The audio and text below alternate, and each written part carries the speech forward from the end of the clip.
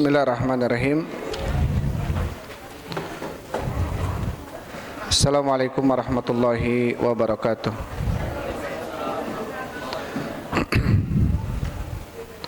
Alhamdulillahilladzi arsala rasulahu bil huda wa dinil haq liyudhhirahu 'alad dini kullihi wa kafa billahi syahida.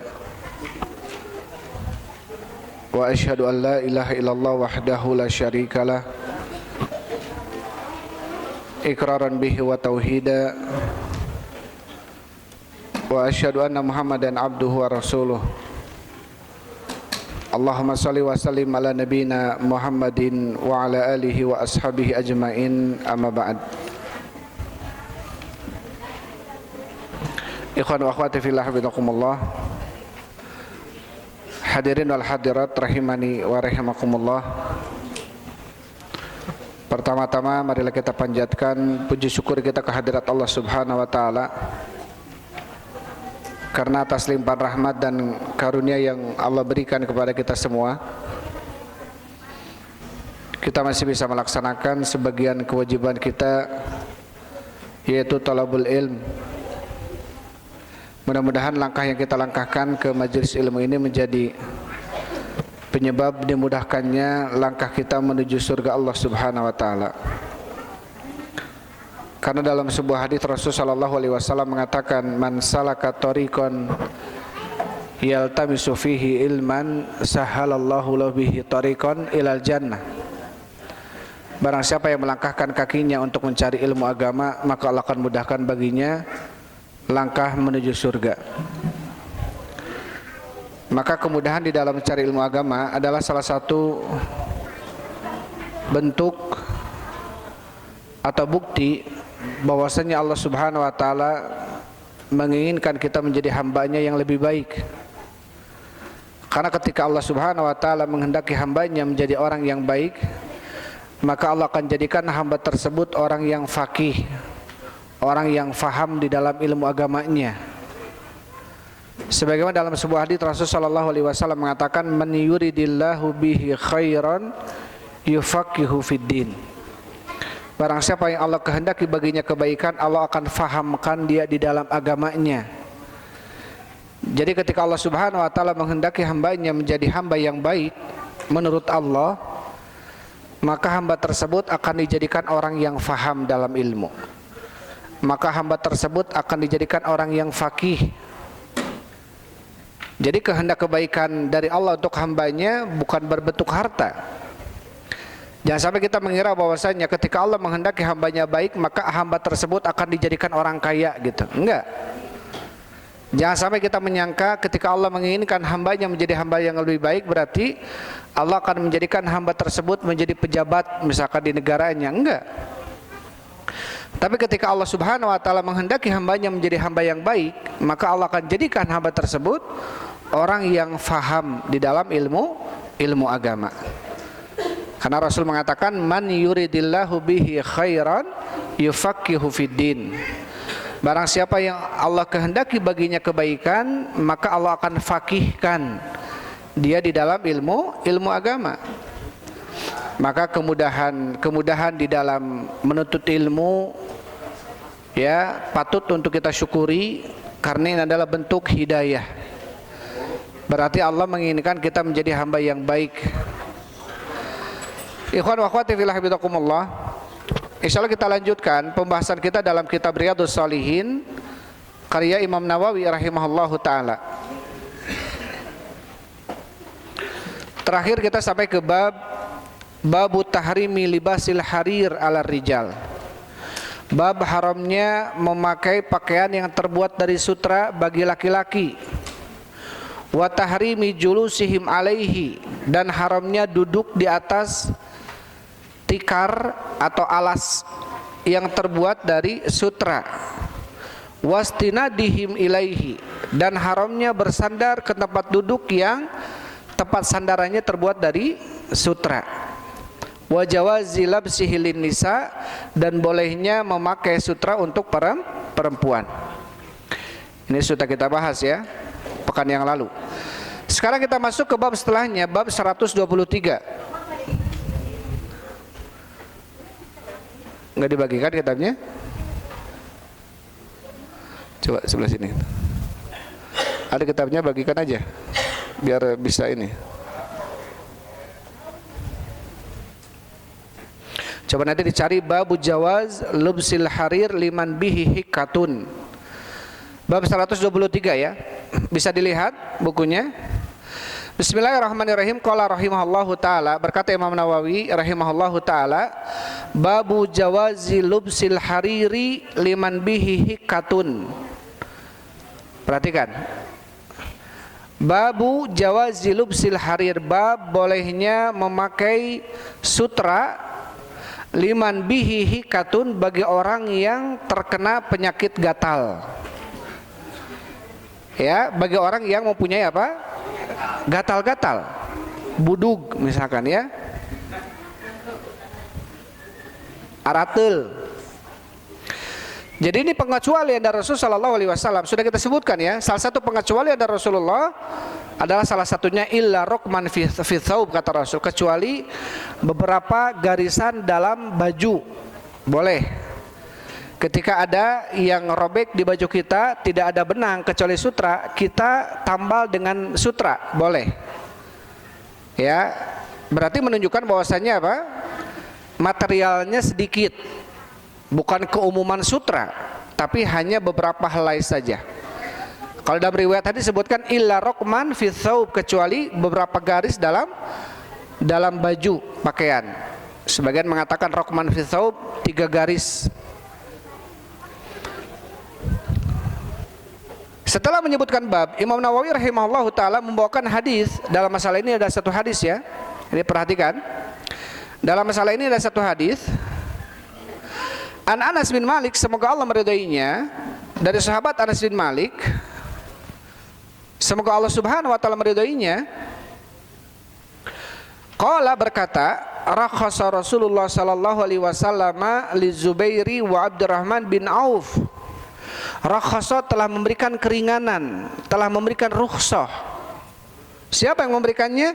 Rasulullah sallallahu alaihi wasallam li Zubair, untuk sahabat Zubair, wa Abdurrahman bin Auf, dan Abdurrahman bin Auf. Fi lubsil hariri lihikatin bihima, di dalam memakai pakaian sutra karena gatal yang diderita keduanya. Jadi ketika itu Zubair dengan Abdurrahman bin Auf, beliau ditimpa musibah oleh Allah dengan apa? Penyakit gatal. Dan kemudian diberikan rukhsah oleh siapa? Oleh Rasul sallallahu alaihi wasallam untuk memakai ya pakaian terbuat dari sutra untuk Zubair bin Al-Awwam dengan Abdurrahman bin Auf. Muttafaqun alaihi, hadis ini sepakat Bukhari dan Muslim. Taib. Telah lewat sebelumnya ya, bab sebelumnya, di dalam sebuah hadis Rasul sallallahu alaihi wasallam menceritakan tentang pakaian sutra. Kemudian Rasul sallallahu alaihi wasallam mengatakan, innama yalbisuhu man khalaqalaha man la khalaqalaha. Sesungguhnya kain sutra itu hanyalah dipakai oleh orang-orang yang tidak mempunyai bagian nanti di akhirat. Karena barang siapa yang memakainya di dunia, maka dia tidak akan memakainya di akhirat. Sebagian mengatakan barang siapa yang memakainya di dunia, maka dia tidak akan memakainya di akhirat. Artinya tidak akan masuk surga. Ada mengatakan demikian. Menunjukkan ini ancaman, tidak boleh laki-laki pakai sutra. Ada juga mengatakan bahwasanya tidak barang siapa yang memakainya di dunia, maka di akhirat dia tidak akan memakainya. Sedangkan sutra ini termasuk pakaian kemewahan nanti di akhirat. Ya, orang-orang yang masuk surga oleh Allah Subhanahu wa taala diberikan pakaian keindahan, kemewahan. Salah satunya sutra. Maka orang-orang yang dulu di dunia yang memakai sutra, dia tidak akan mendapatkan pakaian itu di akhirat. Ya, ini merupakan ancaman bagi orang yang memakai apa? Pakaian yang terbuat dari sutra, terkhusus laki-laki. Tetapi apa? Akan tetapi ketika seseorang dia butuh kepada sutra, ini bagi laki-laki ya, karena kondisi yang mengharuskan dia memakainya, seperti kondisi siapa? Abdurrahman bin Auf dengan Zubair bin Al-Awwam, maka diberikan rukhsah oleh Rasul sallallahu alaihi wasallam. Ya, kenapa kata Imam Ibnu Utsaimin rahimahullah, li'annal harira layyinun wa na'imun wa baridun yunasibul hikatu fayutfi'uha. Karena sutra ini dia bahannya apa? Layyin, lembut, lelus gitu ya. Na'imun, dingin, enak gitu, nyaman. Baridun juga adem, dingin. Yunasibul hikatu fayutfi'uha, akan sangat cocok bagi orang yang mempunyai penyakit gatal, sehingga apa? Membuat badannya dingin atau memadamkan rasa gatal, rasa panasnya. Sehingga Rasulullah SAW memberikan rukhsah, keringanan untuk apa? Pengobatan.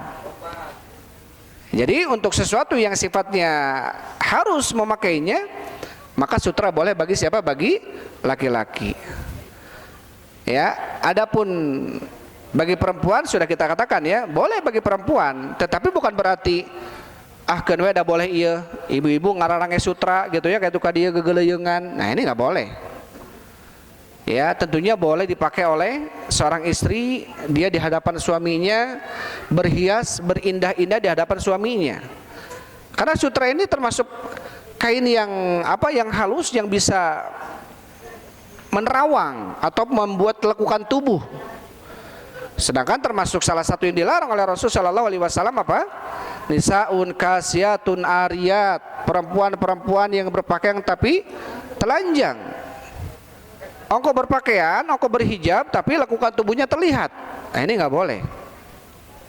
Kain-kain yang membuat apa? Lekukan tubuh terlihat ini. Waalaikumsalam warahmatullahi. Karena tentunya sutra apa? Materialnya halus, lembut, sehingga akan membentuk tubuh.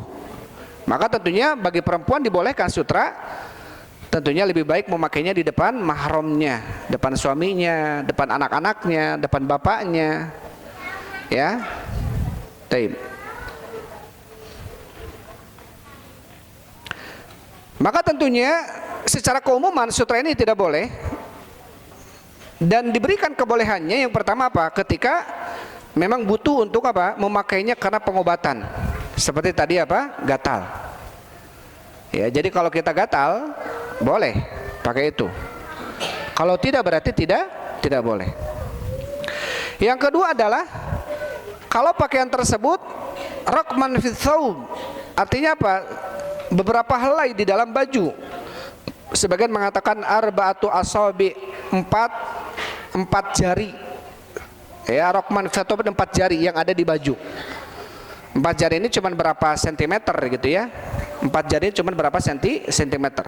Sebagian mengatakan untuk menjahit apa namanya pakaian yang robek, tidak ada benang kecuali sutra, maka boleh kita jahit dengan sutra biar tertutup yang robeknya.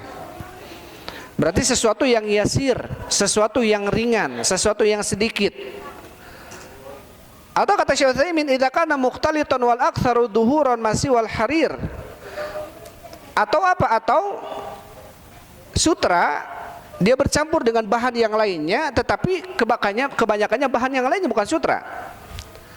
Misalkan kita pernah menemukan ada BHS tag ya, ada yang ayat sutraan gitu, BHS variasinya sedikit tetapi tidak menunjukkan keumuman kainnya dari sutra, maka sebagian mengatakan boleh, sebagian mengatakan boleh. Tetapi kalau kemudian campurannya banyak, maka ini tidak boleh, karena nanti ada hadis yang melarang. Ada hadis yang melarang tentang Rasulullah SAW. Nanti akan hadis disebutkan ya, la tarkabul khazza walan nimaro, tidak boleh seseorang duduk di atas khaz. Ya, khaz ini adalah sutra yang bercampur dengan apa? Dengan katun. Ini tidak boleh. Fer, perhatikan Fer. Perhatikan, tulis, pedanya tulis.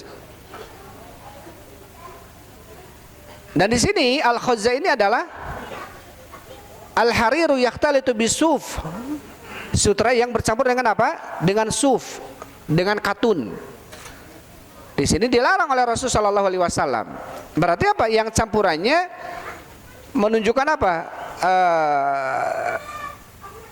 Lebih banyak gitu dibanding kainnya. Jadi sutranya lebih banyak, maka ini tidak boleh.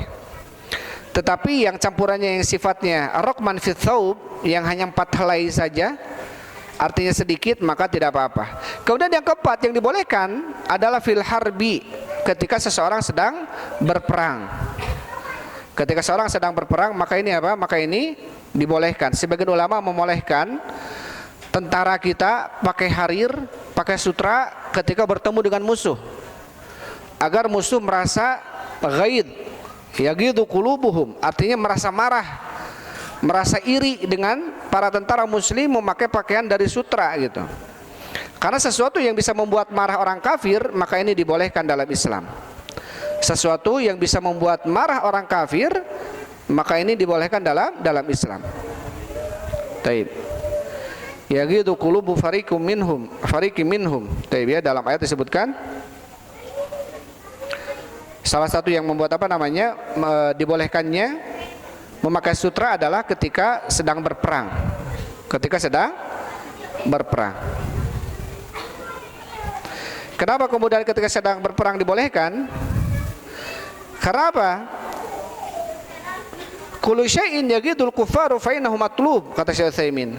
Setiap perkara yang bisa membuat orang kafir ini marah, ini dibolehkan dalam Islam. Jadi ketika orang kafir melihat kaum muslimin, masya Allah tentaranya pakai sutra gitu ya, maka ini menunjukkan apa? Kekayaan yang dimiliki orang muslim atau kemewahan yang dimiliki oleh orang muslim sehingga membuat orang kafir marah, maka ini dibolehkan dalam Islam.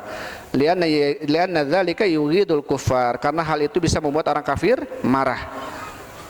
Maka ini 4 poin kenapa kemudian sutra dibolehkan. Yang pertama ketika pengobatan, yang kedua campurannya sedikit, ya. Taib, atau yang kedua adalah untuk menambal sulam, menjahit, tetapi sedikit, hanya beberapa helai saja. Yang ketiga adalah campuran, tetapi kebanyakannya campurannya bukan sutranya. Ini sebagian juga melihat bolehnya. Dan yang keempat adalah memakainya untuk menampakkan kemewahan di depan orang-orang kafir agar orang kafir marah. Ini juga sebagian mengatakan boleh. Ini juga sebagian mengatakan boleh. Jadi itu 4 poin kenapa kemudian sutra menjadi boleh ya. Itu satu hadis yang dibahas dalam bab ini. Jadi babu jawazi lubsil harir liman bihi hikatun, bab bolehnya memakai pakaian sutra bagi orang yang terkena penyakit gatal. Hadisnya tadi dari sahabat Anas bin Malik yang diriwayatkan oleh Imam Bukhari dan Muslim. Anas bin Malik ini kunyahnya siapa? Ada yang masih ingat Anas bin Malik kunyahnya? Hah? Abu Hamzah.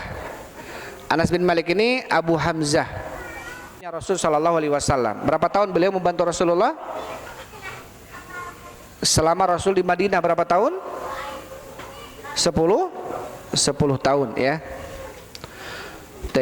Dan beliau salah satu sahabat yang didoakan keberkahan ya, umur dan harta dan anak-anaknya. Sehingga beliau termasuk orang sahabat yang paling panjang umurnya, berkah hartanya, anaknya banyak. Karena didoakan oleh Rasul sallallahu alaihi wasallam. Itu dalam bab ini cuma satu hadis. Sekarang masuk ke bab setelahnya. Qala rahimahullahu taala, berkata Syekh rahimahullahu taala, babun nahyi an iftirashi juludin numur war rukubi alaiha.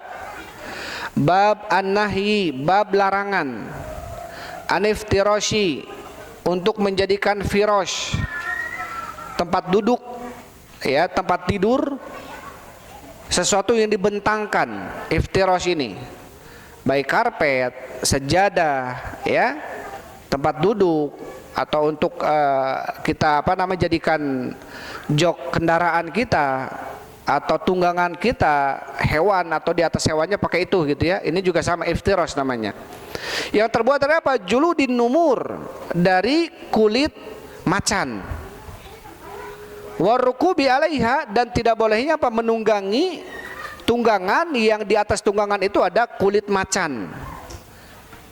Kulit macan dalam riwayat disebutkan kuludisiba ya, setiap hewan buas, macan, harimau, yang termasuk buas saja, maka tidak boleh kemudian kulitnya dijadikan tempat duduk, tempat alas gitu ya, atau sejadah dan lain sebagainya. Di sebagian tempat dijadikan ini sebagai apa? Sebagai tempat duduk kemewahan. Tempat duduk raja itu dengan apa? Dengan terbuat dari kulit harimau gitu ya, kulit apa gitu. Tapi tentunya ada larangan dari Rasul sallallahu alaihi wasallam. Dalam bab ini ada dua hadis. Al haditsul awal, hadis yang pertama, an Muawiyah radhiyallahu anhu qala, dari Muawiyah semoga Allah meridainya, qala berkata, qala Rasulullah sallallahu alaihi wasallam, telah bersabda Rasul sallallahu alaihi wasallam, la tarkabul khazza walan nimara, haditsun hasan, rawahu Abu Dawud wa ghairuhu bisnadin hasan. Di dalam hadis ini Rasul sallallahu alaihi wasallam mengatakan la tarkabul khazza. Ya, tidak boleh di antara kalian atau tidak boleh kalian menunggangi al-khaz. Artinya duduk di atas tunggangan dan di atas tunggangan tersebut ada khaznya. Apa itu khaz? Khaz ini adalah al-harir yaktalituhu suf. Yaitu apa? Sutra yang bercampur dengan apa? Dengan suf, dengan katun. Ya, atau wol, atau kain yang campurannya sutra. Tadi perkataan Syekh Utsaimin rahimahullahu taala, termasuk yang dibolehkan adalah campuran. Kalau campurannya sedikit. Tapi kalau campuran sutranya banyak, makanya termasuk ke dalam hadis yang dilarang, yaitu al-khaz. Yaitu apa? Khaz. Apa itu khaz? Khaz ini adalah sutra yang bercampur dengan material bahan lain, mau itu katun, wol, mau itu apa namanya, bahan apapun itu, ya, dan bercampur dengan sutra, maka dia termasuk yang dilarang untuk kita duduki. Yang kedua, walan nimaro, dan tidak boleh seseorang duduk di atas nimar. Ya, nimar ini apa? Jamannya namir, nimar, numur. Numur ini macan. Kalau singa, apa singa? Fahad, ya. Kalau apa namanya? Ada banyak nama-nama ini, nama-nama singa itu. Asad juga ada. Ada apa namanya? Ada beberapa macam ya.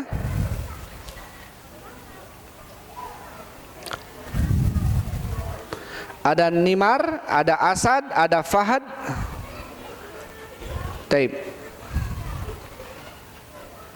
Itu nama-nama model daripada apa? Daripada macan atau singa.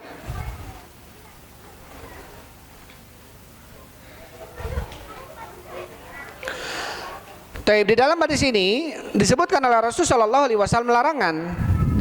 Wan nimar jamun namirun wa huwa hayawanun ma'ruf. Namur adalah hewan yang ma'ruf. Fala yajuzu lil insani al yabisa fawran min juludin nimar. Tidak boleh seseorang duduk ya di atas apa? Di atas kain yang kain tersebut jelas-jelas apa? Tempat duduknya terbuat apa? Daripada kulit macan. Ini tidak boleh. Wa kadzalika la yajuzu lil insani an yalbisa farwan min juludis siba. Begitu pula tidak boleh bagi seseorang untuk menduduki tempat duduknya yang terbuat dari juludus siba. Kain tersebut dari kulit binatang buas. Kama yadullu alaihi al-haditsul akhar, sebagaimana telah menunjukkan kepadanya hadis-hadis yang lainnya. Jadi ini larangan seseorang menjadikan kulit binatang buas disamak, dikeringkan, dijadikan tempat duduk. Beda kalau kulit sapi, kulit kerbau gitu ya, kulit unta, itu boleh. Tapi kalau kulit binatang buas secara khusus adalah kulit nimar. Nimar ini adalah macan ya, atau singa, atau harimau, maka termasuk yang tidak boleh. Apa alasannya? Li'anna juludas siba najasatun. Yang pertama, kulit binatang buas ini najis. Kulit binatang buas ini najis yang pertama, kata Syekh Utsaimin. Kullu sibain najasatun, setiap binatang buas ini najis. Wa akhbathuha al-qalbu, dan yang paling jelek daripada kulit binatang buas yang najis adalah kulit anjing. Ya, adalah kulit anjing. Lianna najasatul qalbi mughalladatun, karena najisnya anjing ini mughalladah. Najisnya najis mughalladah. Sampai bentuk pensucian najis dari air liur anjing ini beda dari pensucian yang lainnya. Harus dengan tanah dulu, kemudian 7 kali dengan apa? Dengan air. Ini menunjukkan apa? Menunjukkan najisnya ini nggak bisa lepas kecuali harus dengan tanah dulu yang pertama. Tanah ini kedudukannya nggak bisa diganti oleh nggak ada tanah, atau tanah jauh ngambil pakai sabun, nggak bisa. Atau pakai alkohol biar lebih bersih, kumannya mati, nggak bisa. Harus dengan tanah. Ya, harus dengan tanah. Maka barang-barang kita yang dijilat anjing ini perlu apa? Dicucinya berat ini. Harus tanah dulu baru dengan air 7 kali. Maka setiap binatang buas ini najis, terlebih adalah anjing. Layak fihi ilal ghusl sab'a marratin ihdaha biturab. Ya, kenapa tidak mencukupkan di dalam pensuciannya dengan air saja, kecuali harus 7 kali dan yang pertamanya dengan tanah. Amma masiwahu minas siba fa huwa najasun lakin laisa bihadil ghildah. Adapun selain anjing daripada binatang buas, apa saja yang binatang buas, misalkan hina, binatang buas ya. Apalagi binatang buas? Buaya, beruang misalkan ya, binatang buas.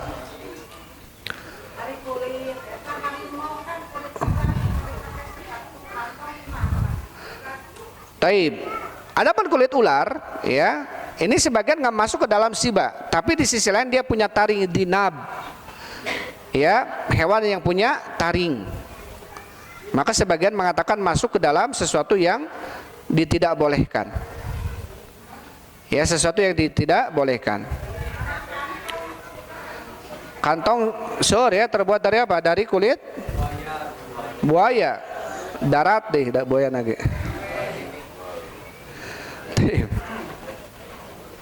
Ini buaya garing maksudnya gitunya, secara buaya basah. Taib. Jadi di sini salah satu alasan kenapa. Dan yang pertama termasuk apa? Termasuk ini menunjukkan apa? Menunjukkan kemewahan. Dan tentunya hanya orang-orang besar, hanya orang-orang yang berduit yang kadang-kadang mampu melakukan ini. Ya. Sekarang orang-orang Dubai, ya, masya Allah, mereka hewan piaraannya apa? Harimau. Kita hewan piaraannya marmot, gitunya, kelinci, ucing buduk. Gitu. Kalau mereka kan masya Allah harimau, harimau beruang, ya. Taib.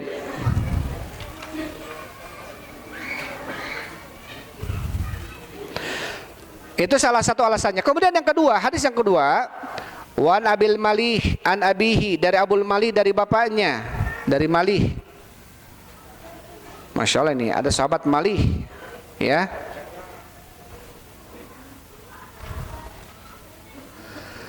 Bukan pelawak aja Malih ini, ada sahabat juga, masya Allah. Radhiyallahu anhu, semoga Allah meridhoinya. Jadi Malih, Malih ini artinya mantap. Malih ini artinya sedap, enak gitu. Sesuatu yang dipandang enak dipandang. Malih. Ada juga yang mengatakan milhun dari malihun artinya pangset. Ada juga. Saking asinnya maka malih. Hada ta'mun malih. Makanan ini banyak sekali garamnya. Artinya malih dari milhun, kepangsetan. Tapi orang Arab kalau mengatakan masya Allah hadal malih, masya Allah ini baik, ini enak, ini bagus gitu ya, mantap, malih.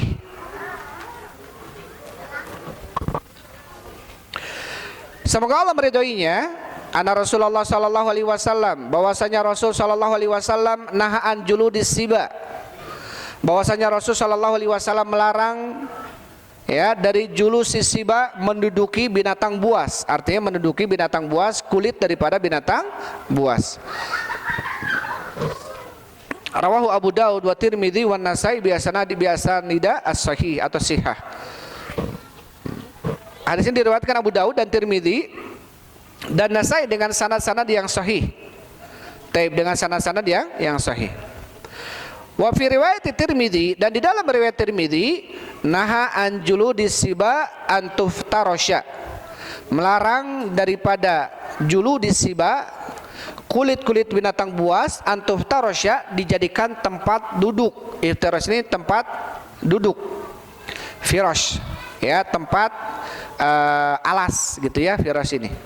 Dibentangkan. Bungkus kursi, jok gitu ya, sajadah, karpet. Intinya yang dipakai alas, tikar. Sama, tuftaros artinya yang dibentangkan dipakai tempat duduk. Maka ini termasuk yang tidak boleh.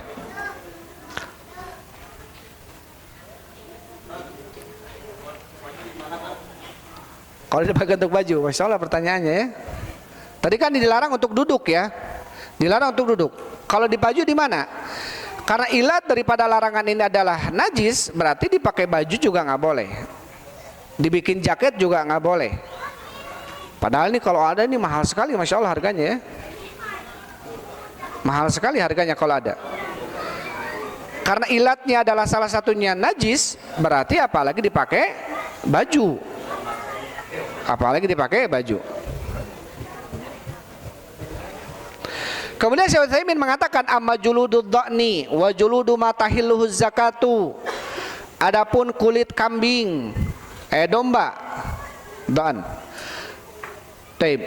Ataupun kulit-kulit yang halal untuk disembelih, fala ba'sa an tuftara syahal insan, maka tidak mengapa seorang manusia menjadikan itu sebagai alas. Kita punya kambing sembelih, kulitnya disamak, dibersihkan, dijadikan tempat duduk misalkan, boleh. Wala ba'sa an yalbisaha aidan, bahkan untuk dipakai jadi pakaian juga nggak apa-apa. Jaket kulit domba, ya, jaket kulit sapi misalkan. Kenapa? Li'annaha tahiratun, karena sesungguhnya hal itu bersih, suci. Wa tahiru la ba'sa bistimalihi, dan sesuatu yang bersih maka tidak mengapa kita menggunakannya. Taib. Perhatikan ya, harus kritis. Kalau memang ada pertanyaan-pertanyaan seperti itu bagus tuh. Kemudian itu tadi 2 hadis ya dalam bab ini. Hah? Babi. Taib. Kulit babi najis ya. Kulit babi najis.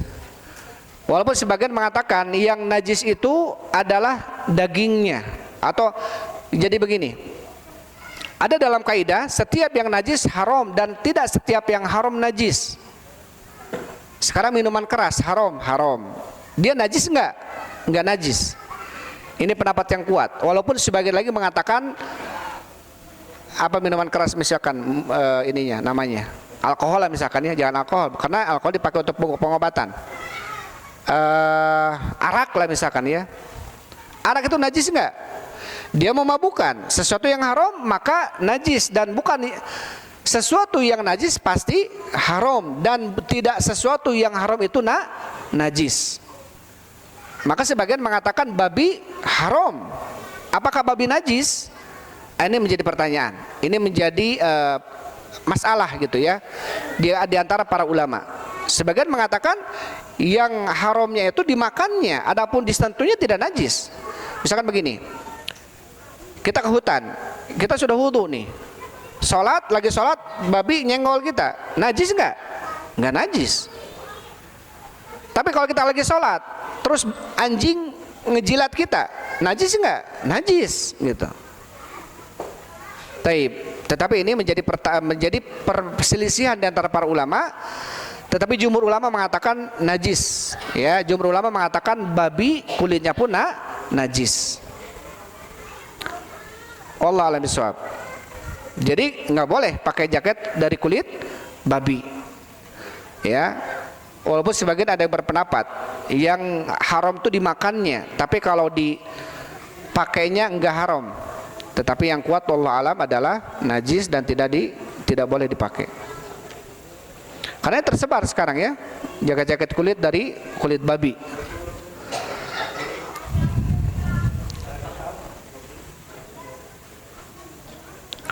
Taib. Kemudian yang terakhir, bab yang terakhir nih, karena setelah itu kita masuk ke kitab Adabun Naum. Bab yang terakhir, babu mayakulu idza labisa tsauban jadidan aw na'lan aw nahwi. Bab apa yang diucapkan ketika dia memakai pakaian yang baru, sandal yang baru atau yang lain daripadanya. Jadi apa? Kalau kita punya baju baru apa doanya? Sandal baru apa doanya gitu. An Abi Sa'id Al-Khudri semoga Allah meridhoinya qala. Dari Abu Sa'id Al-Khudri semoga Allah meridhoinya berkata, karena Rasulullah sallallahu alaihi wasallam idza stajadda thawban sammahu bismihi imamatan. Apabila Rasul sallallahu alaihi wasallam memakai sesuatu yang baru, pakaian, ya, dan Rasul menamainya misalkan dengan namanya, misalkan pakai imamah, sorban, atau pakai gamis, komis, atau pakai baju, thawb dan lain sebagainya, disebut namanya. Auridan atau rida, selendang, yaqulu, maka Rasul mengatakan, Allahumma lakal hamdu anta kasautanihi as'aluka khairahu wa khairu ma suni'alahu wa a'udzubika min syarrihi wa syarri ma suni'alahu. Baik. Allahumma ya Allah, lakal hamdu, bagimu segala puji. Anta kasautanihi, engkau lah yang telah memberikan pakaian kepadaku.